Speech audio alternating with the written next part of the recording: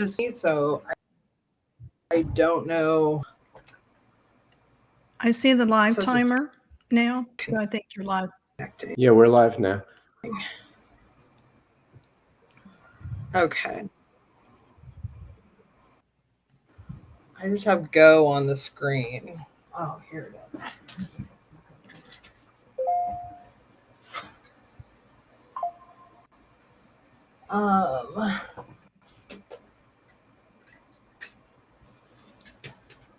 Okay, I think we are live, so fingers crossed. Hopefully, let me check on the phone. Well, gotta love technical difficulties.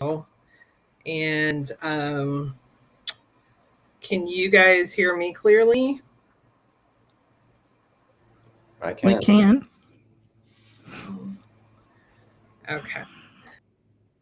Okay. It doesn't look on like it's starting soon, but it doesn't say that we've gone live, even though it says on our screen. That is weird. So I'm gonna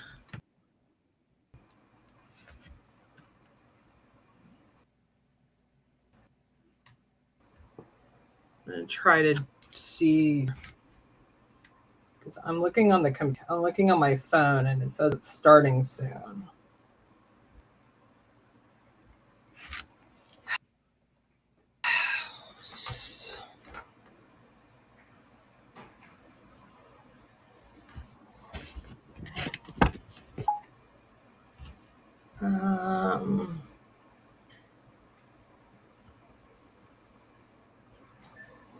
Okay, let me try this.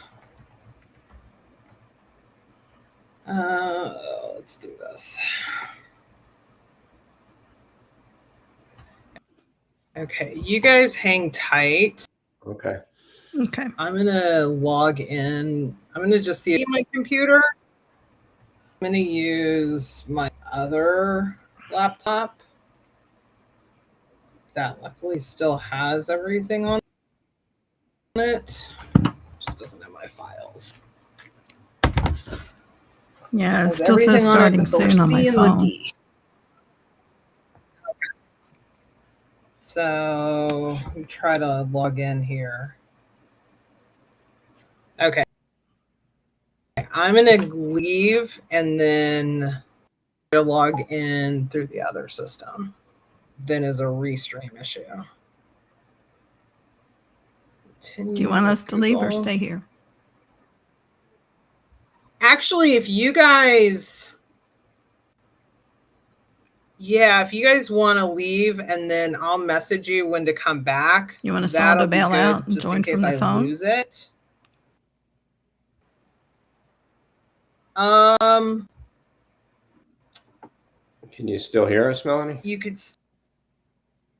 She told us to hang tight, Ellen, so okay. She didn't tell us to bail out yet. Right. I'm still getting starting soon when I look at my phone.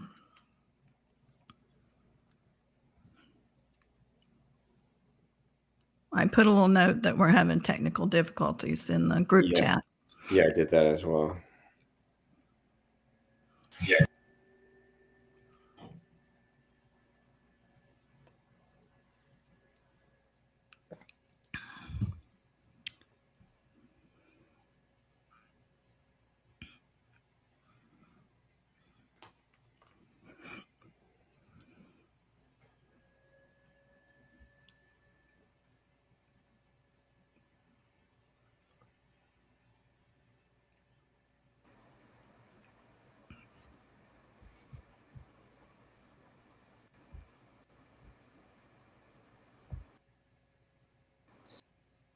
Still saying, okay.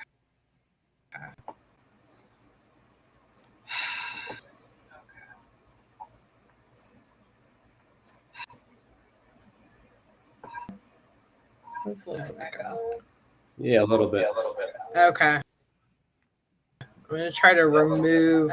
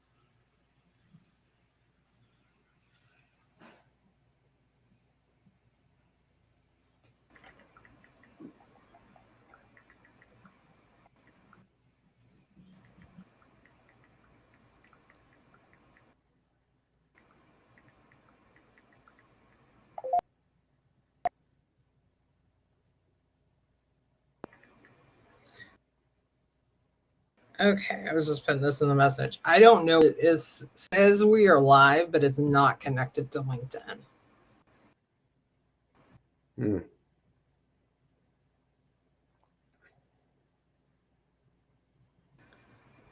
The I know how is I'll have to put in a message to their help. I can't promise how quickly they can resolve that. Yeah. It doesn't look like we'll be able to do it today then.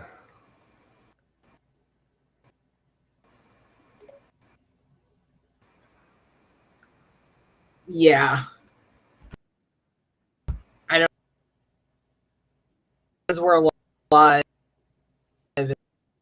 it says in the stream, but it's if I were not.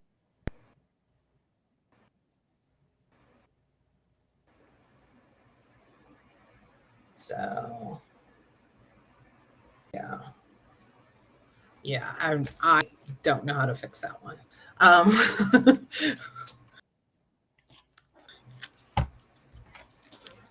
I'm sorry. I was hoping to do Nancy is saying that she can hear us. this, but yeah, I can.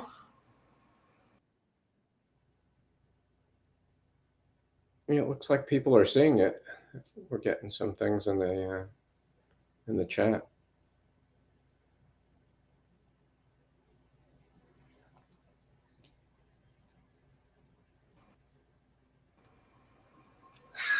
I don't know what. I'm wondering if it channels then. Okay.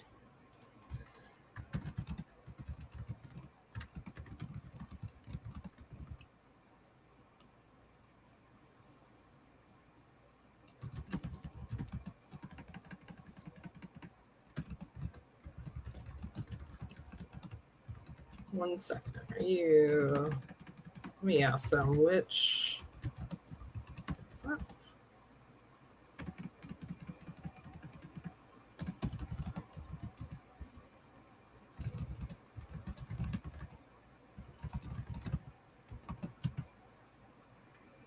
Okay. Then okay.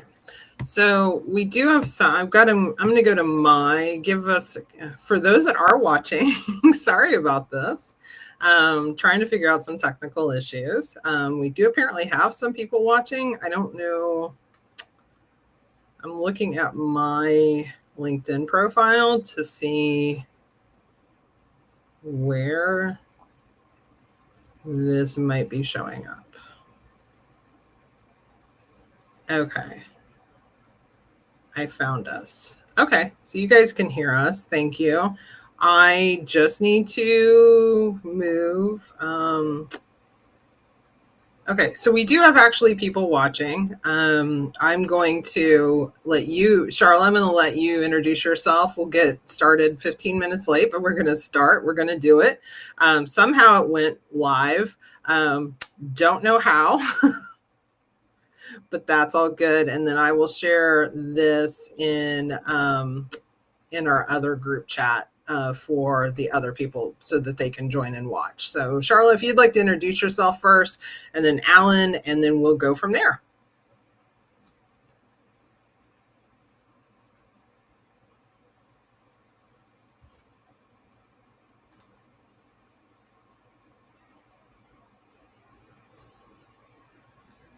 Charlotte, we can't hear you. Okay. Can you hear me now? I just Yes. had my microphone turned off. Yes. I'm sorry. Yes, now I I'm a can hear you. resume writer and a career coach based I in was Central there. Florida. Well, I am. I'm sitting here with my mic turned off. Do you ever feel like your job search is stuck on repeat, kind of like an endless loop of the movie Groundhog Day, only it's playing out in real life? That's what we are experiencing on our side too. You know, the one where Bill Murray's character, I think his name was Phil Connors, wakes up to the song "I Got You, Babe" every morning, does the same thing every day because he's trapped in a time loop. You know, I think if you're feeling like you're being overlooked by hiring managers or stuck in a rut or struggling to pivot into a new career, you're not alone. Many job seekers face these challenges, and they often think that a simple resume tweak or sharper bullet points might be the magic fix. But the reality is, success is less about resume formatting and more about clarity, confidence, and positioning. So that's what I'd like to talk about tonight, to give you some insider tips as to what you can do in addition to some good resume tips. Alan. Hi, everybody. I'm Alan Kirshner. I'm a career coach in very hot and steamy New Jersey. It was up to, I think, 107 today with the heat index. So good day to be inside. But I help people with job search strategies, interview prep, resume, and LinkedIn profile optimization. And I would say that, the resume is a document that is extremely important, but the whole key to it really is you need to have a strategy as to how to get your resume to the appropriate people, and just applying to things online is not the most efficient way of doing it. So there's really this huge component about networking and getting your resume to the appropriate hiring manager in order to avoid the applicant tracking system, and also get your documentation in front of the appropriate person who's the decision maker.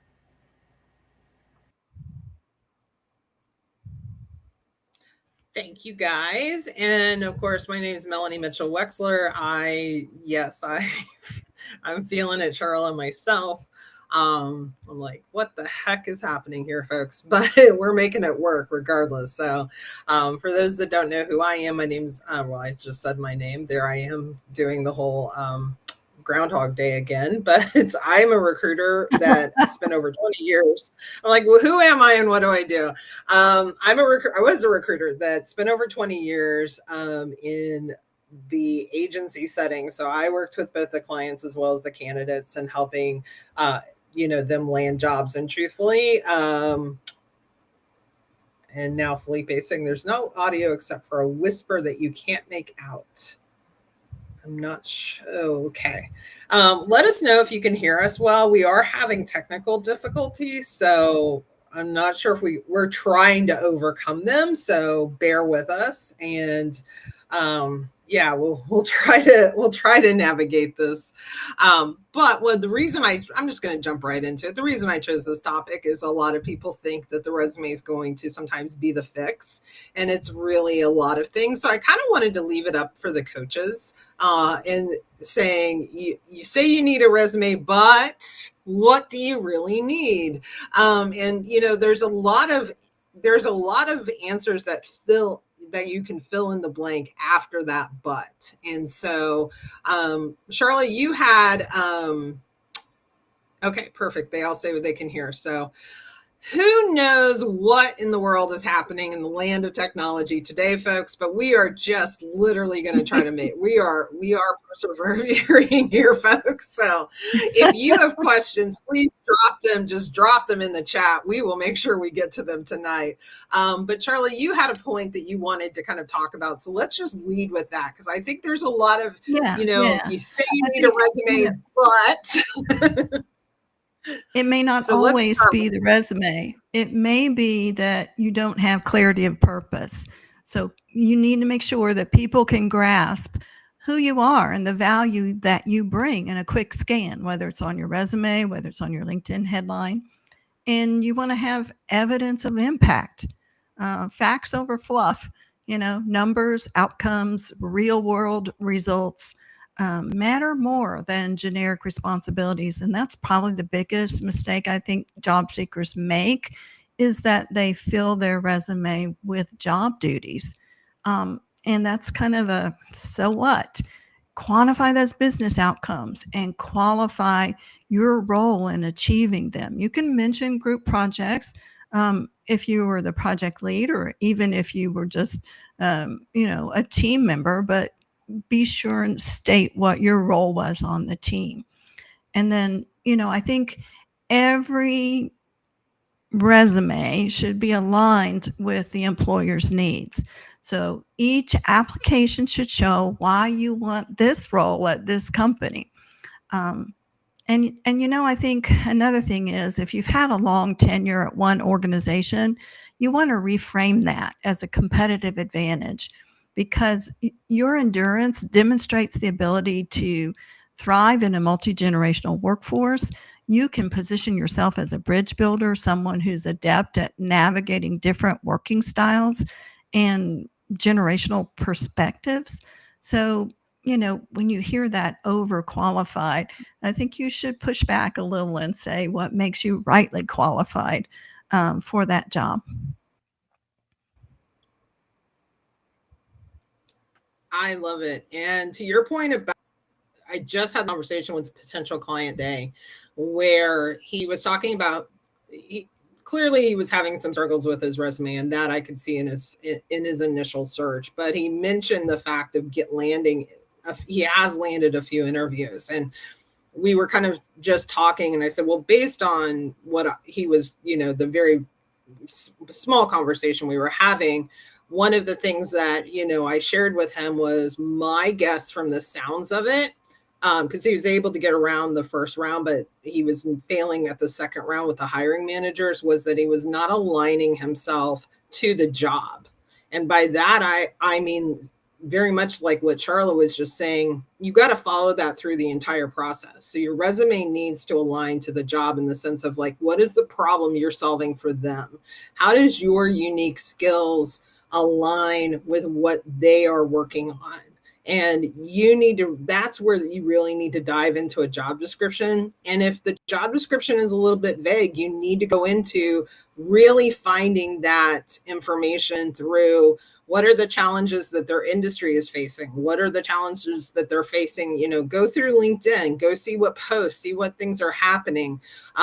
That's really the key. And honestly, we have Felipe in the audience. He's listening in. So thank you, Felipe. He's he's one of those guys that is reviewing these resumes, and he is, being a decision maker. So don't just take our word for it. So, Alan, I'm going to pop over to you. So when we say you say you need a resume, but what is something else somebody else needs to be successful in their job search? You need a really good LinkedIn profile as well, too, because LinkedIn is something that people can find you on, and it's available 24/7 versus a resume is just something that you typically send out. I don't recommend to people to post your resume on LinkedIn because, similar to what Charla and Melanie were saying, it's important to customize your resume for each one of the jobs that you're applying for. So I don't like the idea of having a master resume on your LinkedIn profile, but you really need to market yourself as well too. And LinkedIn is one of those key tools where you do that. So I think it's important to have a presence on LinkedIn, but also to be active on LinkedIn as well too. It's one thing to have a very good and robust LinkedIn profile, but that's only part of it. The other important part, or maybe even more important part, is that you need to be active on LinkedIn so you come up higher on the algorithm when recruiters are looking for people that have your skill set.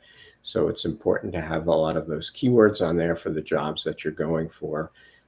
Talk about in your about section, what makes you you, and some of your skills and core competencies and things you bring to the table. And this is also, since you have more real estate than you do in a resume, this is a place where you can personalize things a little bit more and talk about some of your interests and things that might resonate with somebody else as well too. So I think it's in combination, the resume and the LinkedIn kind of go hand in hand with each other. Absolutely. And I'll give you a little hint, because this is what I was working on right before our technical difficulties.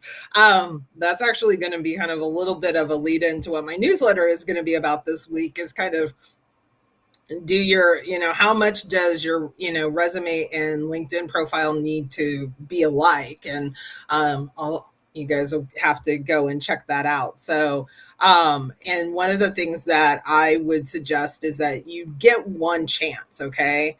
you get one chance to make sure your LinkedIn profile speaks to what you do, how you do it, and the problems that you're solving. And so you want to make sure that that's resonating with the types of positions and roles, because if they land on that top half, and they're going to go on to the next one. So that's one of the things that, you want to be able to really, make sure that it is aligned. I agree with you, Alan. I don't recommend having your resume on your LinkedIn profile either. I always say, give them a reason to connect with you, give them a reason to connect, have a conversation with you. So let's keep the conversation going. And what are some other areas, Charlotte, that you feel like people should focus on? I'll throw my one, my thought out there was, obviously, for me, having an actual strategy of how you're going to conduct your job search is really important. I think, especially nowadays, because we know the job search is taking longer for people. What are your thoughts on having a job search strategy, and where should somebody begin if they're like, I have no clue what that even means? Yeah, that's a great question. I have a structured system that I use with my career coaching clients. And the first step is that you want to do that self-assessment to figure out what that target job title is that you really want. Or if you have a couple of different avenues that you're considering, that may require 2 different resumes depending on how far apart they are. Or, a resume for a musician is much different than a resume for an accountant, but a surprising number of accountants are musicians, go figure. But totally different resumes. If they're more aligned, and you're changing industries, but you're not really changing roles, that's an easier transition. And then from there, we start with company research, because you're better off finding a great company that has a good reputation for being an awesome place to work, rather than just searching on the job boards. That is the least effective way. And, then we go into networking strategy. And I have a whole system called targeted networking system for you to aim to find the right connections every time. And then we go into the networking strategy, the job search strategy. How do you track it? When you're reaching out, what do you say to people when you're reaching out? All of that kind of goes together. But I want to back up just a minute, because Melanie said something that we haven't touched on tonight, and that's your career stories, whether it's in your resume, whether it's on your LinkedIn profile, or in your cover letter. People love a good story. And, whether it's how you once rebooted a project just like MacGyver with a paperclip and a spreadsheet, or how you brought teams together. Stories engage. Stories connect. Stories put a human face on employment data and pique the reader's curiosity. So when you share fascinating impact stories about your work, you allow recruiters and hiring managers to see you not just as a person with this set of skills, but a person that they can imagine making a similar contribution at their company.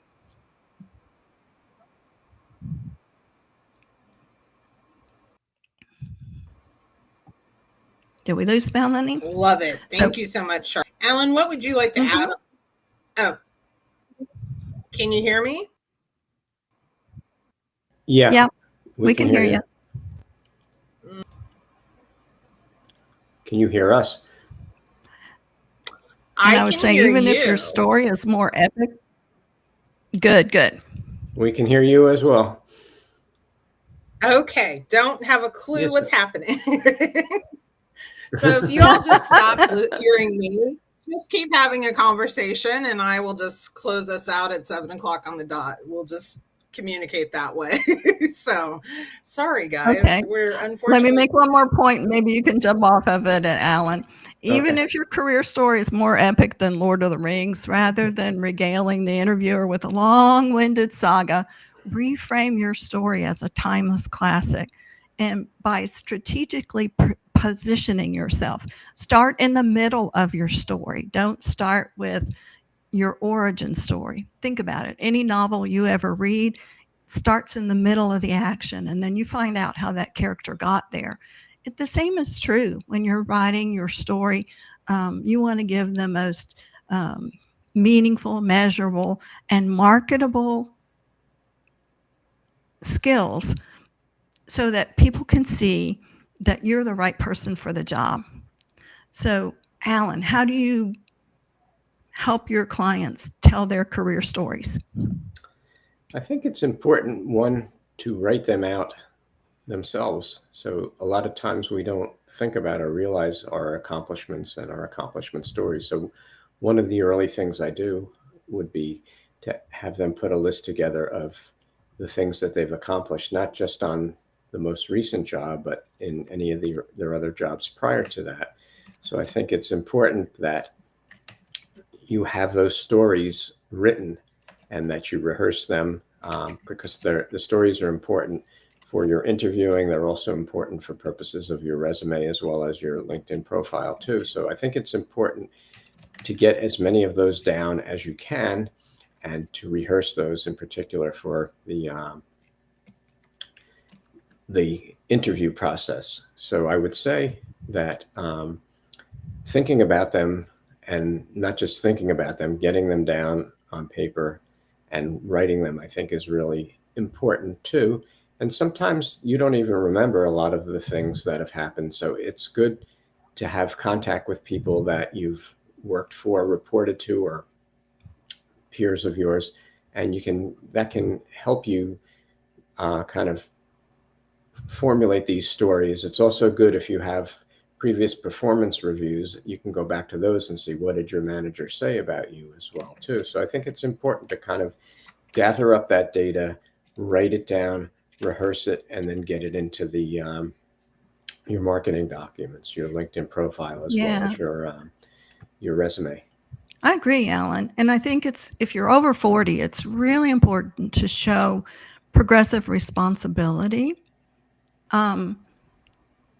So you want to highlight how your roles have evolved, demonstrate how it's expanded in scope of responsibility or increased decision-making authority, even if your job title doesn't change. If you're over 40, you want to show that you're adaptable and that you're a quick learner. So your willingness to embrace new tools, new processes, or industry shifts. And if you've had a gap in employment, the best way to fill it is with education. Then you can show during that time that you earned certain certifications, that you're self-driven. And you want to show quantifiable impact. Alan talked about this. You want to support your achievements with data, such as percentages, dollar amounts, project scopes, or efficiencies that were gained. And you want to show clear evidence of those results. So that gives your story authority and weight. For example, if you're an IT director, you might want to say something like, you champion digital transformation, improve systems reliability by 25%, and that resulted in reducing downtime by 400 hours. Something that draws the reader's attention and puts some meat on the bones of that story. And then you also want to explain cross-functional collaboration without having to write out cross-functional collaboration. It's a soft skill. You want to demonstrate it.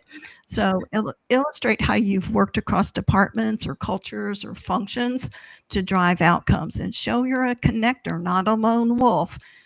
Use examples where you've built relationships or bridged knowledge gaps or led diverse teams. Melanie, are you still there? Can you hear us? I can hear you as long as you guys can hear me. So yeah, I would just go for add so yeah, I can add something. No, it's all good. Yay. I don't know what's happening, but yay. So yeah, a couple of things. Yes, we don't necessarily have to I always say mirror the job description. So look for those things, look for the terms and terminology that they're using.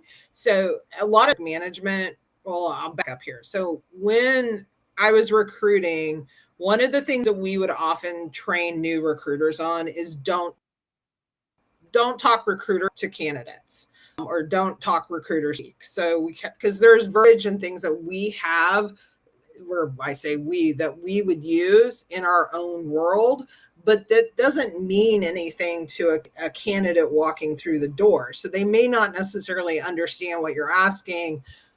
So make sure that you're kind of mirroring the language, in that case, what was on their resume, so that you can really extract what we're looking for. But you as a candidate need to do the exact same. You need to mirror what that company is looking for. And I responded to Gregory on there, is like, there's so many sources out there now beyond LinkedIn. So just because a company isn't posting something, that doesn't mean individuals aren't posting things. But that also, there's so many ways. I mean, we can just Google a company and find out information.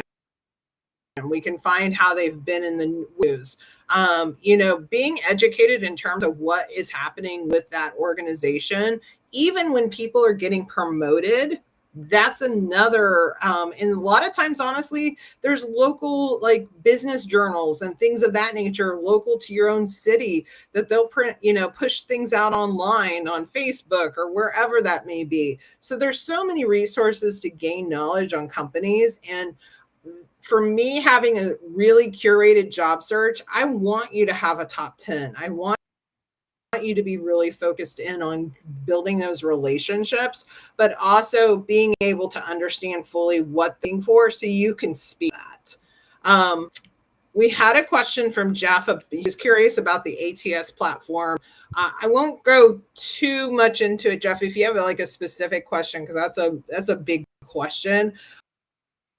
I would just say, understanding that there's really not a lot of differences between, it's just bells and whistles that are difference between companies. And most ATS platforms are very similar, to be honest. I've worked on, let's see, Robert Half has their, I've done Bullhorn. We had a couple that were curated. So I've probably worked on 8 to 10 in my 20 years of recruiting on 10 different platforms, and all of them, honestly, operated pretty much the same. So, there's a couple of bells and whistles that you pay for extra, but getting those extras is really hard. You usually don't get them. So, because they're expensive.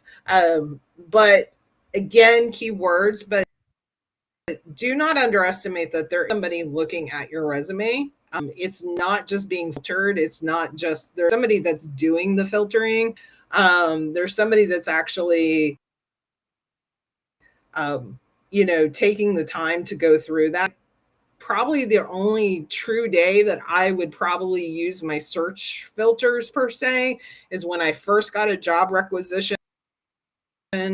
I would look to see if it's already in my database based on those keywords, and the day after I posted a position online. The reason is that is the day you get, the next day you get flooded. So you've got too many resumes to kind of like sit there and go through. Hopefully, in the ideal situation, after a week, the number drops off. So you just have to see who applied for that day, or even after 3 days. So you're actually looking at the resumes, probably not even using the keyword filter. So there are still people, there's a lot of myths about ATS systems that you got to beat the system. And, I don't, that I want you to, show up as your best self, but you need to do that in a couple of different ways. So try to couple in a lot of different topics there of all of my thoughts that I had. Yeah. Think of the ATS as a digital filing cabinet. There's always somebody on the other end that can look in and grab it. Yeah. It's just a digital filing cabinet. And there's not a whole lot that'll trip up ATS systems anymore. Each year I take a certification from Marie Zimenoff and Cheryl Minnick. And, she did her dissertation on ATS. And and fed it a bunch of information in a bunch of different formats to see how it came out. If you want to see the ATS is going to see, just save your document as a plain text file, just in that .txt. And then you'll notice the things in text boxes, the ATS usually cannot read, but it is pretty advanced in reading tables now, where it used to not, read tables. We'd have to go in and set tabs the old-fashioned way. But I haven't had any troubles with anybody, with their tables. So, it's not going to read fancy graphics. It might put a question mark or an asterisk, but beyond that, it really can read most everything. Don't you think, Melanie? I absolutely agree. They've absolutely, will say when I like first started, like some of the old systems couldn't even read a PDF. Like if we didn't get a Word document, and that's why it used to be companies would say, submit it in Microsoft Word or submit it as a PDF or Word, because that was what their system could read. Nowadays, I would say 98% of the systems are adaptable. Like you said, the only thing that's still bloated is text boxes, and that's because the text itself is embedded in a box. So think of it like how it is. If I say I want to, give me a resume in the system that has project management in it, it reads left to right, and if it has a text box in it, it basically, if it's like hitting a wall, what happens is like, oh, I hit that end of it, so I got to go back to the next line. So whatever's in that text box is being missed. That is probably the only thing that's still not a function of ATS systems. But you really don't need text boxes in your resume. So can I address Linda Brew? So Linda commented there that the tables, it's how you format the tables. If you format your table as one row with 3 columns, then the ATS will read vertically. Oops, we lost Melanie again. If you format it up a little bit. Yeah, if you format it with 1 row and 3 tables, it's going to read down each column. If you format it as 3 rows and 3 columns, then it's going to read across, left to right, across the row. But if you're concerned about it at all, you can always, create that table and then go back in and set tabs, and then, move it, into, just using those tabs, but let it go ahead and format the table for you so you don't have to worry about where to set the tab stops. But that was one of the fascinating parts about Cheryl Minnick's research, was that she fed it a whole bunch of resumes, and noticed how if you did 1 row with 3 columns, it would read down each column. But if you did 3 rows and 3 columns, it read it from left to right. So it's pretty cool. Yeah, that's really interesting. Thanks for all that information for the ATS experts out there. But I mean, the thing is too, I think you're not. Go ahead, Melanie.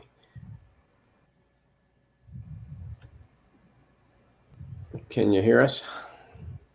Oh, I was going to say, and again, it does. Oh, I keep going in and out. Sorry. Yeah. Go ahead, Alan. Yeah, what I was going to say is that you still, the ideal way is not to need to go through an applicant tracking system. The ideal way is to get your resume directly to a hiring manager via an email so that you don't get filtered out. And again, the competition can be very fierce. A job can have, 200 or more applicants. So that's, trying to beat the odds. If you're somebody that likes to go to Las Vegas, if you got a 1 in 200 chance of getting the job, then the odds are not really high. If you get your resume to the hiring manager.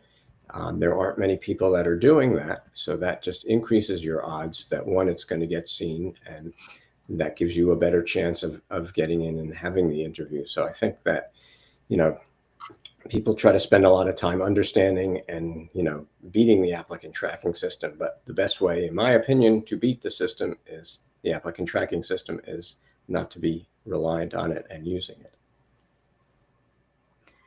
Yeah, and I'd add that kind of all depends on the company, because I know of one of the largest employers in a city where we lived.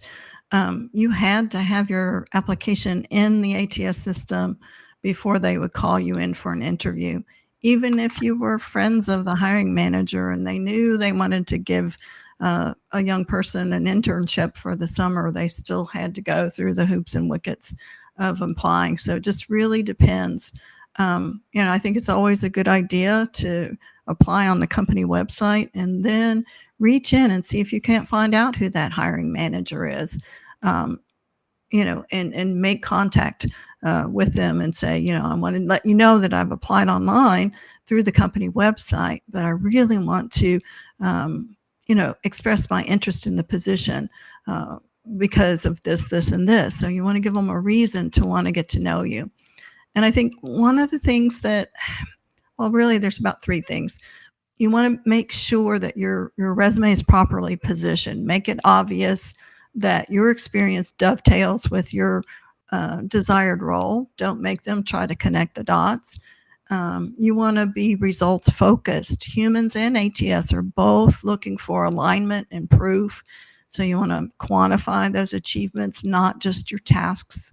And for goodness sakes, please don't pepper your resume with adjectives and adverbs. Let your results speak for themselves. You'll have a stronger document because of it. And then just make sure you've got that narrative consistency from your LinkedIn profile to your resume and your cover letter. The wording's different, but your positioning must be consistent so that you're not a music teacher in one document and an accountant in another document. Even if your roles are more closely aligned than that, you want to take the time to position your documents for that particular company's role. And if you've got a master resume, it should only take you maybe 15, 20 minutes to tweak your resume and your cover letter. Yeah, I think Linda's also making some good comments about applying directly and needing to use the applicant tracking system, like Charla was saying as well too. So sure, there are companies that are looking for that as well too. So I think that's you need to know what the rules of the game are, so to speak. But if you need to apply through the tracking system, you need to apply through the tracking system. But like Charla was just saying, you can still look for the hiring manager. You can still reach out to them, and sometimes you can get rejected by the tracking system, and then you can apply or get your resume to the hiring manager and get an interview. So that, I've heard a number of stories where that's happened. So I think it's important. To kind of talk to somebody, figure out what the system is, because some companies, you've got to name your referral when you apply. And other times, you can say it, later, but if you've got a referral going in, that's going to get you an interview so much faster.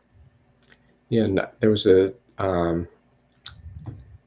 research done by the University of Michigan that was saying only 7% of people come in through a referral, but 42% of people that are hired, it's because of a referral. So it's a small population that uses that technique of a referral, but it's very successful based on that, that research that the University of Michigan did. Absolutely. And I would say that every system is different. So if you're applying to a company that has a dinosaur ATS system, you might not be able to use tables. But if you're applying to a company who has, the latest, greatest, system, and you've seen it in the news that they just upgraded their system, then you could probably be, rest assured that, some of those formatting features would be seen. But, if you want to be ultra cautious cautious, you want to make sure that your resume is very simply formatted, that you don't have a lot of graphics. And So again, oh, Melanie, you're back. Oh, I'm back. Yay, So, again. yay. I don't know what's happened. It's just, I'm in a weird vortex of weirdness. But you guys did a fantastic job. And Linda, thank you so much for weighing in and giving your expertise, knowledge, and understanding. I think the biggest lesson and takeaway is that there's not a one-all. There's not a here's how to job search, and it's gonna there's not a magic key to job searching. Otherwise, like, none of us would be here. Like, nobody would be here. Job searching is not easy. We know that job searching is difficult. I think the other thing that you need to have, and I am reading a book because I'm going through a whole rebranding of LinkedIn Rockstar, which I do with my partner Shell, and we're doing a whole lot of work right now. And one of the books that my business coach has recommended is The Power of the Subconscious Mind. And not to get all woohoo on everybody, but truthfully, it's I very much just started it. But to be very honest with you, understanding how our minds and the words that we speak, and I've even caught myself in saying things that I didn't even know I was saying, because I would naturally say them and stop things. So when we talk when we continuously have, even if we're having a negative experience with the job search, I think it's important to remember we have to reshape what we say and how we say it, because it will impact your results. I will guarantee you that 100%. Shout out to Shelly Edwards. I don't think she's here tonight because I forgot to remind her, but she's back in the job. I'm just going to encourage everybody, look at some of the things that she's been posting recently. She's back in the job market. Got to know Shelly about 6, 7, 8 months ago. She landed couple of different opportunities. One, didn't necessarily fit with what she was looking for, but did open up some doors for her. But the things that she's posting right now, I mean, she's still sharing, but they're very positive. And I think, Charlotte, you caught one of her posts the other day about how she kind of just reframed her job search attitude. And so as she's getting ready to go back into the market. So it is definitely, it impacts us. So on that note, I'm going to have Alan and Charlotte just let you guys know where you guys can connect with them and anything fun that you have coming up. So Charlotte, I'll let you go first, then Alan. I think you can go from being overwhelmed to being empowered if you take control over your own career narrative. So, I'm a big believer that the road to meaningful work and winning more interviews begins with true clarity about yourself and your goals. So if your job search is feeling like deja vu, you're in the middle of Groundhog Day, you're applying and applying and applying, you're hearing crickets, tomorrow doesn't have to be the same old story, because you get to write it yourself and share your strategic impact. So I'd just like to leave you with this thought. Stories make you memorable. Numbers make you credible. Humor keeps you going.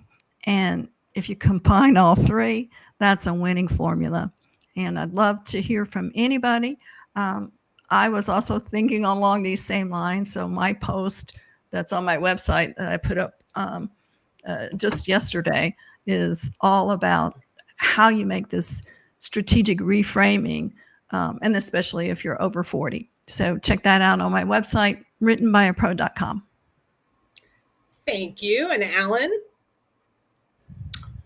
I would say similar to what Melanie was just saying. I think it's your attitude, and also what Charlotte was saying, your attitude is really important to the job search. So one of the acronyms, one of my favorite friends and career coaches, Marty Lattman, always says is ABP, always be positive. So it's really important when you're in the job search to be projecting and being positive about it, because everybody's going to land. We don't know exactly when, but everybody's going to land if you work the process, if you stay diligent in doing it. So it's your mindset is really important to this whole process. We didn't talk about it a whole lot today, but I think that's really very, very critical to what is making people successful. And it's also important too, when things are working, like, Melanie was talking about one of her clients that, was getting interviews. So that means that your resume is working. So if things are working, you don't necessarily have to completely change that. If things are not working, you're not getting any interviews, then the resume is probably something that needs to be looked at. If you're not getting to the next round, for example, then you're interviewing skills and techniques and how you present yourself. That's something that needs to be looked at. So I think it's important to be flexible, to be adaptable, to change, and to use what's working and keep doing it. If it's not working, do something different. But just keep in mind to stay positive, work the process, and you're going to land. And the best way to reach me would be through LinkedIn. You could mention that we met through the LinkedIn Live, and look forward to hearing from people. And I think it was a great session in spite of the fact that we had some hiccups as far as the technology, but Melanie was persistent and we made it through. So kudos to her. Thank you. Thank you, Alan. Thank you, Charlotte, for being helping me be resilient and not letting me, because I get frustrated very easily when technology does not go my way. That is an area of weakness that I acknowledge that I have.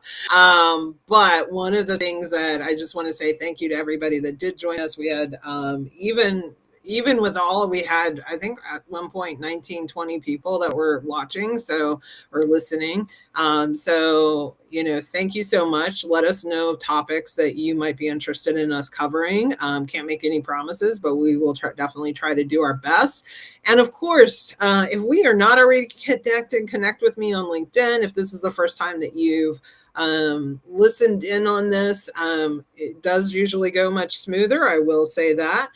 In 2 weeks, our beloved and regular lead host Ken will be back with us, and he will keep Charlotte, myself, and Alan all in line and making sure that we stay on topic and stay focused. But definitely connect with me and make sure, but more importantly, just make sure you follow these coaches, follow Linda, connect with all of them, because each of you guys offer so much advice in counseling and coaching. You guys are just, amazing resources for job seekers out there. So on that note, we are officially going to be done with this one, and we will start fresh, and we'll be back the second Tuesday of August. I don't know what date that is, but be prepared to hear from us. And kudos to Melanie. Everybody give her a round of applause, because she had all the technical reins. And technology is great when it works, but glad we've already heard some nice things from people. And also thank you again, Linda, for adding your 2 cents in. Really appreciate you being here too. Yeah, thank you, everybody, and we'll see you.